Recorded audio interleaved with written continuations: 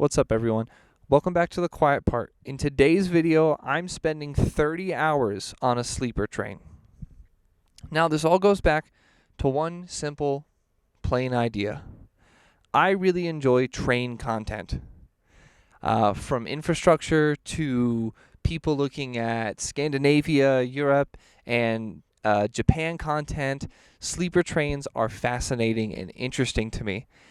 Right now, just a few days ago, I stepped on a long-distance passenger train for the first time in my life with one simple goal: experience a sleeper train and report my experience back to you to imagine a better future. I'm going to come at this with a lens for sustainability, looking at what the American long-distance rail system is like right now, maybe a little bit of history on how it got there, and what I think it means for the future, knowing the potential for trains as a sustainable alternative for transportation. But I'm actually on my way back right now, so we need to rewind the clock and go back to where this all started. About a month ago, my fiance and I started testing out the light rail system in downtown Denver. We had been riding e-bikes for a couple of years and using those to commute to our jobs and get around the city and get groceries. But we wanted to start looking into the light rail system. I had always found it interesting, and of course, who doesn't like trains for sustainability? And so we started using those trains, and I came to realize how convenient and pleasant it can be to sit somewhere and be automatically transported to the place that you want to be transported to. And so, looking at content online that I surround myself with, like train content in Japan or people looking at what's going on in Europe, I realized, I haven't taken a vacation in years. You know what might be nice is to take a train somewhere. And then I learned about sleeper cars. Sleeper cars are very interesting. A month ago, at the beginning of December, it's now essentially the new year. In fact, today is New Year's Eve. At the beginning of the month, we were looking into the cost of getting a sleeper train and taking it from Denver, Colorado, somewhere west. Now, we eventually decided on going to Salt Lake City and then catching another train straight back home with as little a gap as possible. But misfortune struck when we went to check out the first time a month ago and realized that it would be a solid $1,500 to $2,000 for the entire trip. Now, originally, I was offended and bothered by this, but I quickly realized that that included all of your meals for the entire time, and if I were taking a car, one, it wouldn't move for me while I sleep, and two, it wouldn't come with actual accommodations equivalent to a cheap hotel. Once I realized that all these things were wrapped up together, I decided, okay, I still want to have this experience. So a couple of weeks passed, we looked at our money and got a good holiday bonus and decided, you know what, let's do it. And only a few days before our departure date, we scheduled to go from Denver, Colorado to Salt Lake City and then back. About 2 or 3 days ago, we packed a couple of backpacks, took my camera gear, and took a light rail station down to Union Station in Denver, Colorado, and waited to get on our train. Train 5? Train 5. Yeah, it's that one. We can go get on. Yeah. So it's probably just sitting there waiting for us.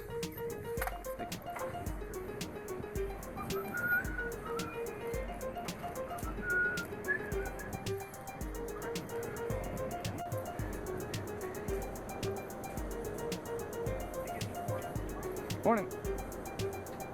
It really is morning, isn't it? It's like 7. Come on. But, I mean, it says it right there. So. Hi. Hold it flat. I'm here. 532 room 2. 6 cars. Thank you. 6 cars up. 532 room 2.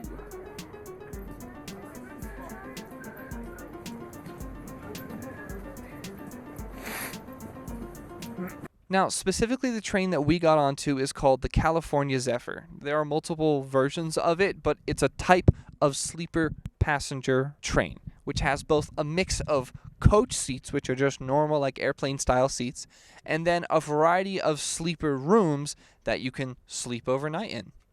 Now, what I didn't realize initially is that sleeper rooms are technically first class. I guess it makes sense. They're expensive, and I guess it's a luxury compared to just sitting in coach. But if you're going to travel more than 18 hours, it makes sense to sleep anyway. At least that made sense to me. And sleeper rooms in particular are interesting because there's not just one type, like a bed. There is a variety of different compartments that you could sleep in and have for your entire ride. We chose a mix of two different styles for on the way to Salt Lake City and on the way back home to Denver, Colorado. On the way there, we chose a roomette. As you walk onto the train, usually to your left, there will be a place to set down larger baggage that you'll have checked beforehand. And then in our case, we were on the second story. These sleeper cars are in fact two stories, a bottom story and a top one. We walked up the stairs and entered our roomette. And as we arrived, it was two sofa-style chairs across from each other with a very large window to the left, at least based on where I was sitting. There was a small closet compartment, and as we realized, above us was a folding bed. That would be the second bunk in the bunk bed setup. For the majority of the ride, we sat in the normal configuration. Two chairs facing opposite each other with a great view out of the window. And then we began to explore and learn about what else was in that room. We had a variety of different actual amenities that were pretty useful and convenient. We had something equivalent to air conditioning that we could control from hot to cold.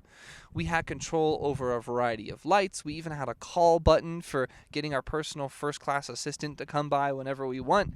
We never used that because we're not that type of person. There was storage under the seats and technically something like a coat closet tucked away in the side. Our door was a two-style partition. There was a physical partition that slides out and then also a curtain that you could close behind. Same thing with our window. There were curtains that we could close behind us. We spent the first half of our trip on the way to Salt Lake City with it in the just sitting configuration. But before long, I got tired of just sitting and wanted to lay down. So we unfolded the top bunk and converted the bottom space into the bottom bunk. And the way that it's set up is the top bunk has a mattress built into it. And when you bring it down, you've got the mattress. But on top of that is a packaged mattress pad that's going to go lay on the bottom bunk. Now, for on the way there, we chose that I would be in the top bunk and my smaller fiance would be in the bottom bunk. Ultimately, I probably regret that. I think things shake more when you're in the top bunk, and the bottom bunk, at least in the roomette, technically has almost more layers of cushioning because there's a mattress pad and then the cushioning of the seats that bottom bunk is made out of. Either way, they were pretty comfortable, especially for what they were. I was very content with them. It was not even akin to camping. It was significantly more comfortable than if you were to go camping on a sleeping pad or anything like that.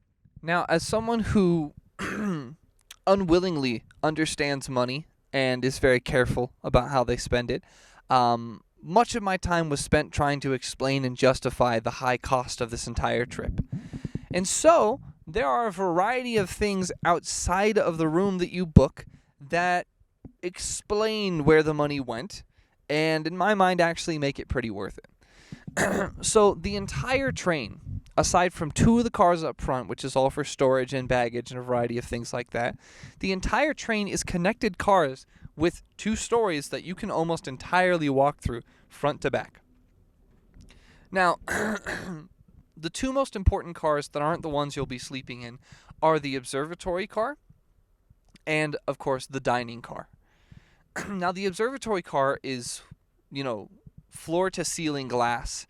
You could stargaze through the top if you had to, and the panels of glass are gigantic, so that way you can get nice, clean video and, more importantly, look outside of them and enjoy the view.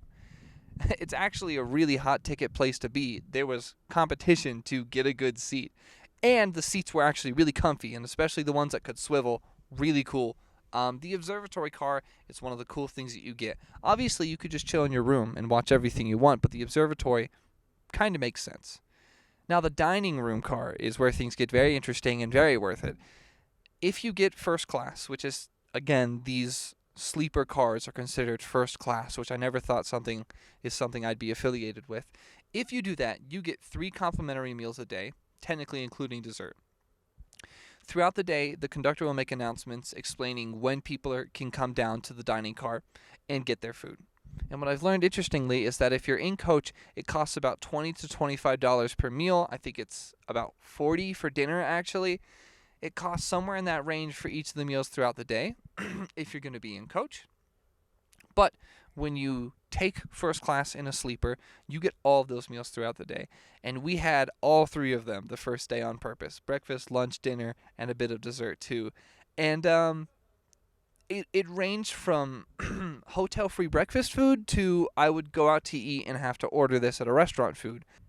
For that first breakfast, I decided to get a really straightforward egg omelet.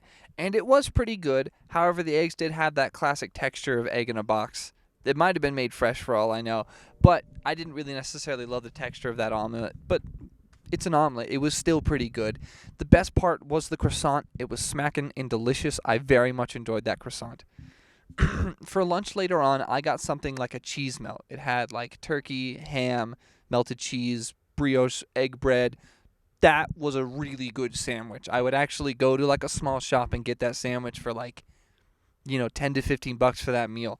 That was pretty good, and I really enjoyed that. And they gave me a brownie at the end too. And then for dinner, that's where they go out all the way, and they try to justify that this is a luxury purchase. They had salmon, steak, and in my case, I got pan-roasted chicken with frickin', this is how you know I'm not that type of person, with frickin' rice risotto and wax beans, which is ironic because that's what we grow in the garden. It was a really nice meal at the end. That was something where, like, I know I would have paid $20 for it at an Italian restaurant or something, not including the extra stuff that comes with it, which is you get all the drinks you want. You even get an alcoholic drink, 1 alcoholic drink complimentary. I didn't have that, obviously, but my fiance did.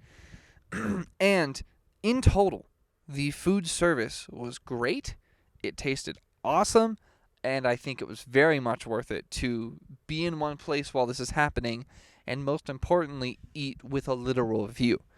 You get to watch everything go by depending on the area you're in, and in our case, it was beautiful. I'm sitting eating really good food in the comfort of a train car watching the world go by, and I found that to be really pleasant. And as the day went on, we had our meals, we enjoyed the room. We eventually settled in to just watch the day go by and get ready to sleep a little bit before getting off the train in Salt Lake City. We wouldn't sleep a full night because of the way the timing worked out, but we were trying to rest up so that way we could stay up the rest of the night and then take a train car back home.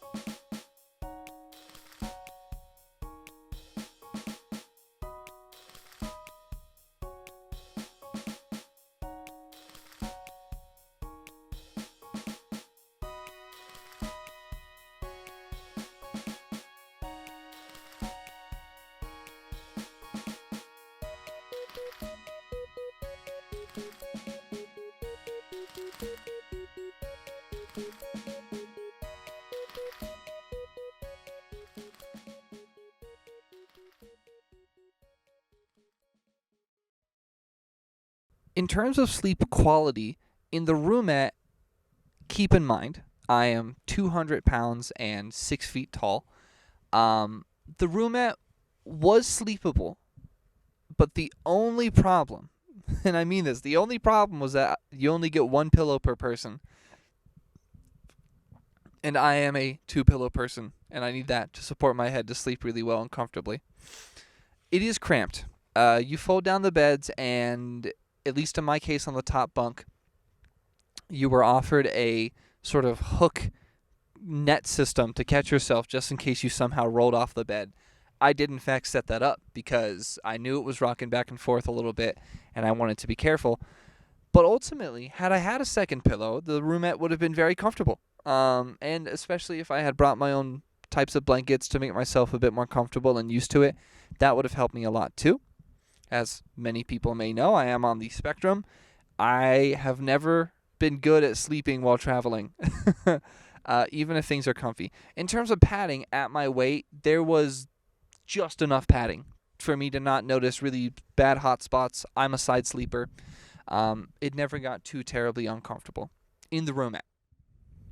Now, once most of our traveling was over, we got to Salt Lake City very early in the AMs after trying to rest a little bit in the roomette accommodations that we had. And to be frank with this video and this experience, my interest was the train, not actually the destination. But we did end up spending an actual day in Salt Lake City, and we enjoyed what we saw. We didn't intend to spend a day in Salt Lake City. We actually messed up our itinerary and put it for a day longer than we expected to.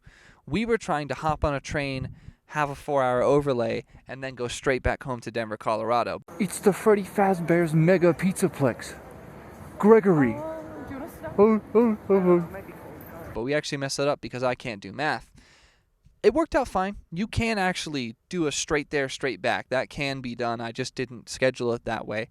The destination was great. It was a great add-on and convenience, but that required a hotel room, which is another cost that I typically wouldn't want to consider on a trip like this. I would rather rely on the train system itself and then walk around a city and then take a train back anyway and have that be kind of my combination mode of transport and hotel room. So after we enjoyed Salt Lake City and got to see the place and asked several questions about the history of Utah and why the way that it is the way that it is, we, around 3 in the morning, were able to get on to what is now the room I am in.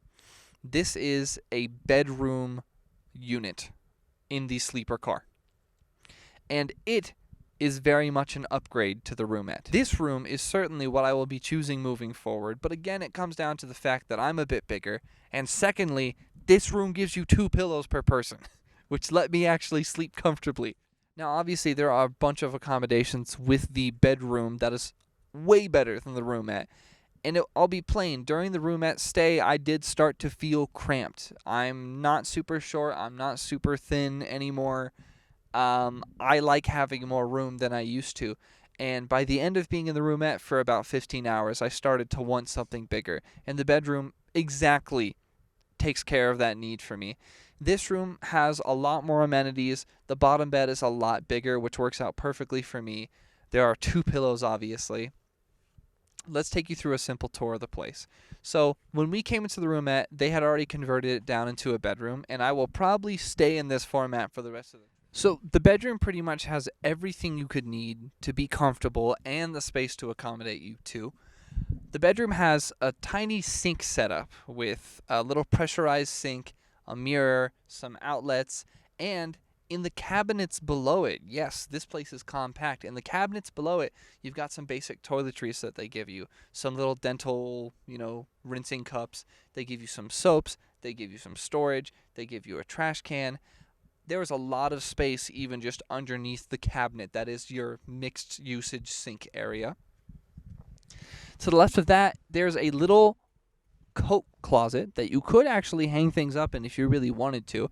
I imagine if I were a traveling businessman in the 50s, I would have put my suit in there. And of course, you've got the main attraction. You've got the 2 nice folding beds front and center that take up most of the area of the actual room. The bottom bed is pretty much an actual twin. It seems to be a proper sized twin bed for the most part, as far as I can tell. It is long enough for me. It is wonderfully wide enough for me. I could sleep very comfortably in that for long term, at least with just me in it. And the bed up top is essentially the same size as the roomette bed, and it works perfectly for my smaller fiance. Now, one of the most convenient parts of the bedroom car, the bedroom unit, is that you have your own bathroom built into the unit. And it's a shower too if you want to take a shower. That is really convenient because having to get up at such and such time and walk to the communal bathroom, and you have to generally wear shoes in a train because there are pinch points that could hurt your toes. Having to go through that entire rigmarole is a bit unpleasant, and it's nice to just be in my car independently without having to move around constantly. And what else is there to look at? There's a folding seat that you can use across from the bottom bunk, which when you convert the bottom bunk, it becomes essentially a folding couch. You can put your feet up on that seat or have someone sit there and look the opposite direction. There is also essentially a little storage rack above that folding seat where you can put some items. There's a tray that you can fold out, which has the pattern of a chessboard engraved onto it, which is interesting. And then throughout the space, there are the same, important amenities as the roomette. You've got air conditioning, you've got light controls, and then, of course, you've got all the extra stuff with the bathroom. And the storage under the bed is huge. There are coat hooks that you can hang different things on. And so, the most important question, the dire question, we scheduled in the roomette to mostly be awake during that time and didn't really sleep much more than we laid down and rested. The bedroom last night we slept in, how was it for me? Good. I actually slept. I would say ultimately I slept about as well as if I were in a hotel. My only issues, and this is super personal, is that I sleep in a blacked out room, and the blackout curtains here are great, but once the sun is up, the sun is up, and you can't time that with your sleep schedule necessarily. So I woke up 2 or 3 times throughout the night, which is pretty okay for me. I do it once per night in my own home practically. I would rank this really close to a hotel bedroom. It's not as big, obviously, but that's never been a problem for me. The comfort was great. The bed was nice. Having 2 pillows was good. The air conditioning worked just enough to help me feel cold so I could actually go to sleep. And overall, waking up to the view that you get, knowing that your food is going to be taken care of, knowing that I have a bathroom right here, knowing I have enough room that I can bring my fiance down to this bed and we can just chill and watch the world go by, it's been really enjoyable. It's been cathartic. It's been relaxing. And most importantly, for a sleeper car, I slept perfectly fine. Let's transition to some very nice BRoll of the sights and views that I saw. And then once I am back home, I'm going to do some research and take my observations and combine them with some history and data that I have regarding trains, long-distance transport, and American history.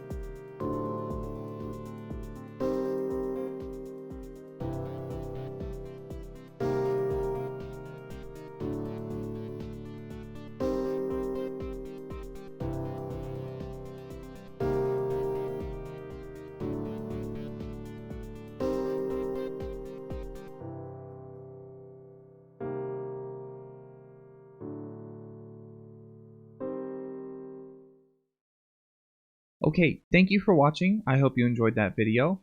Be sure to hit the like button if you too like trains. And in the next few weeks or so, I should have my citation research video on long distance rail posted in just a little bit. And hey, talk to friends and family, people you know, about the potential for long distance rail. Citing my videos, citing other videos, citing basic facts that you know.